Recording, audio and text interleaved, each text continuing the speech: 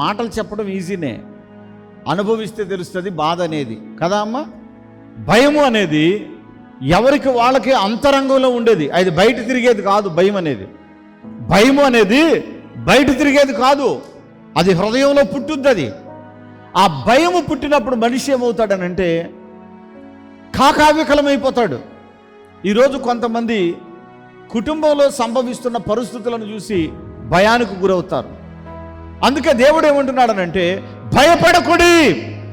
యేసు ప్రభు శిష్యులు కూడా వాళ్ళందరూ ఒక ఇంటిలో ఉన్నారు, చాలామంది మగాళ్ళు ఉన్నారు అందులో. వాళ్ళు ఒక ఇంటిలో ఉన్నప్పుడు యేసు ప్రభు వారు వారి మధ్య ప్రత్యక్షమయ్యాడు. అయినప్పుడు కూడా వాళ్ళు ఏమయ్యారనంటే భయపడ్డారు. అప్పుడు ప్రభు అంటాడు భయపడకుడి.